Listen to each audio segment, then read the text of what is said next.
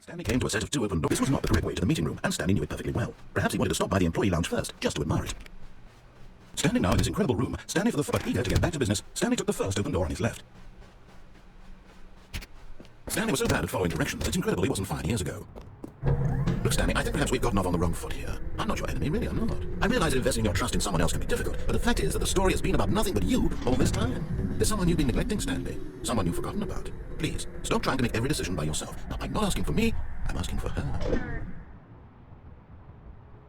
This is it, Stanley. Your chance to redeem yourself. To put your work aside. To let her back into your life. She's been waiting.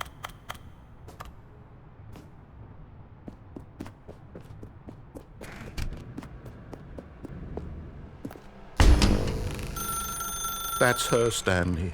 You need to be the one to do this. To reach out to her. If you can truly place your faith in another, then pick up the phone.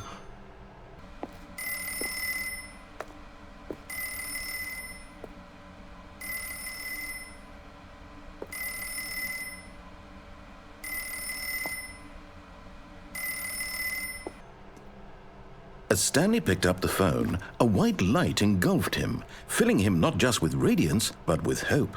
Hope for a life reunited one... Wait. Oh, goodness. Stanley, did you just unplug the phone? No, that wasn't supposed to be a choice. How did you do that? You actually chose incorrectly? I didn't even know that was possible. Let me double-check. No, it's definitely here, clear as day. Stanley picks up the phone. He's taken to his apartment where he finds his wife, and the two pledge themselves to one another. Music comes in, fade to white, roll credits. Not picking up the phone is actually somehow an incorrect course of action. How is that even possible? None of these decisions were supposed to mean anything. I don't understand. How on earth are you making meaningful choices? What did you... Wait a second. Did I just see... No, that's not possible. I can't believe it. How had I not noticed it sooner? You're not Stanley. You're a real person.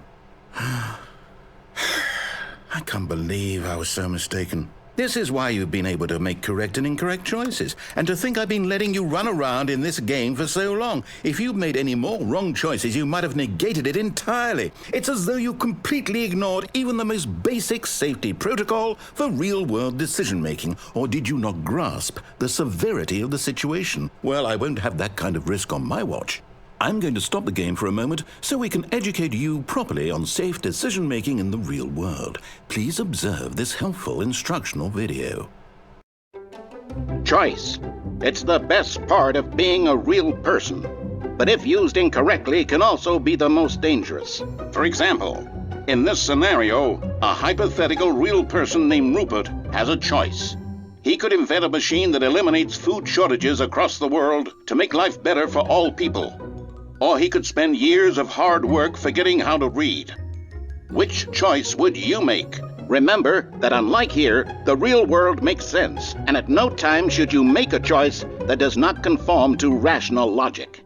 If you find yourself speaking with a person who does not make sense, in all likelihood, that person is not real. Allow the person to finish their thought, then provide an excuse why you cannot continue talking.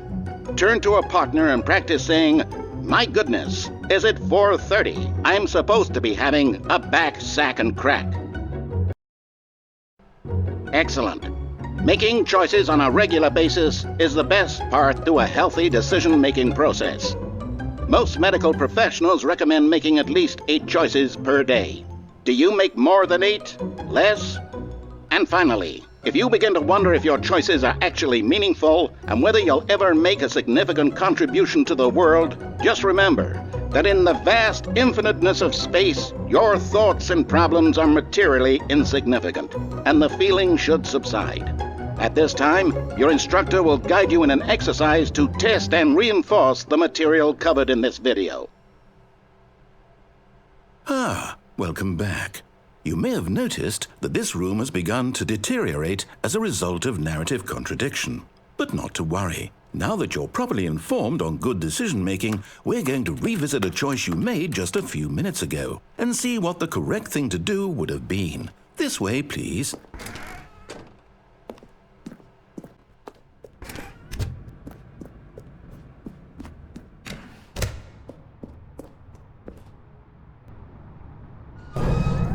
that we know your choices are meaningful, we can't have you jumping off the platform and dying.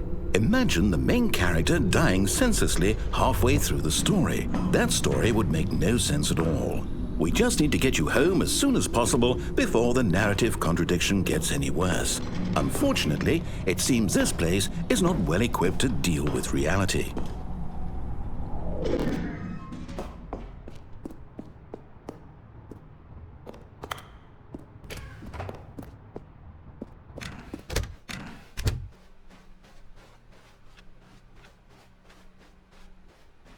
Almost there. You'll take the door on the left, back to the correct ending, the story will have resolution once again, and you'll be home free in the real world.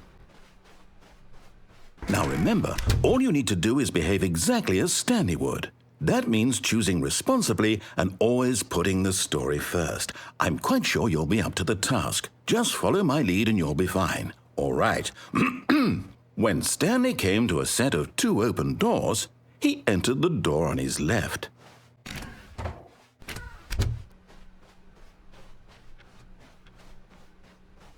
Yet there was not a single person here either. Feeling a wave of disbelief, Stanley decided to go up to his boss's office, hoping he might find an answer there. Coming to a staircase, Stanley walked upstairs to his boss's office.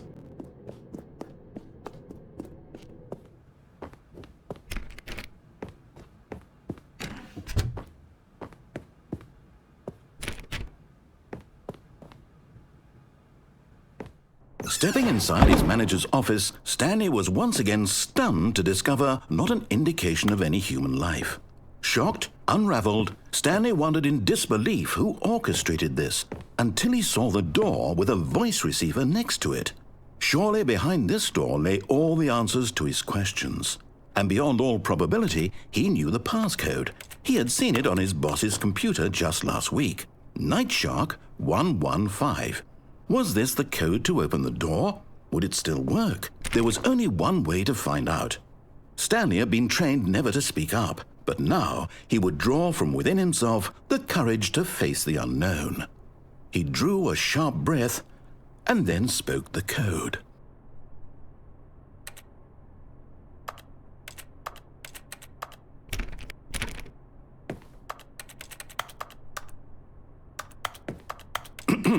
Stanley spoke the code. Night Shark 115. He spoke it into the receiver, right there on the wall.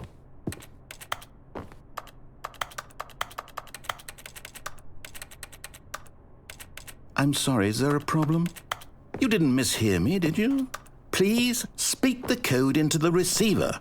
Otherwise, we can't get on with the story. This is a crucial step.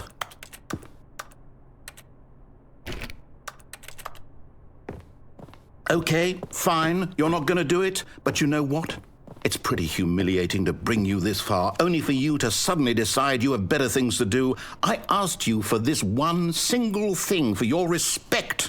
The kind of respect Stanley shows for his choices. He knows what it means to take a story seriously. If you didn't want to see what I had to show you, then why did you come here? You had a choice, you know. You could have gone through the door on the right. You could have done whatever the hell you wanted over there. Why did you come this way? Speak. Say something to me. Explain yourself, you coward. You behave exactly as Stanley would. That means choosing responsibly and always putting the story first. When Stanley came to a set of 2 open doors, he entered the door on his left. Stanley? Hello? Is everything okay? Stanley, please. I need you to make a choice. I need you to walk through the door. Are you listening to me? Can you hear me? Is everything all right? Stanley, this is important. The story needs you. It needs you to make a decision. It cannot exist without you. Do you understand me? Whatever choice you make is just fine. They're both correct. You cannot be wrong here. We can work together. I'll accept whatever you do. I simply need you to take that step forward, please. Choose. Do something. Anything. This is more important than you can ever know. I need this. The story needs it. So, you hear me? Are you there? Are you listening to this? Stanley, are you there? Okay. It's okay, I can wait. You need time to decide. Time to make sure your choice is correct. That is the best choice. That's all right. I'll wait for you to decide what's the right thing to do. Take as much time as you need.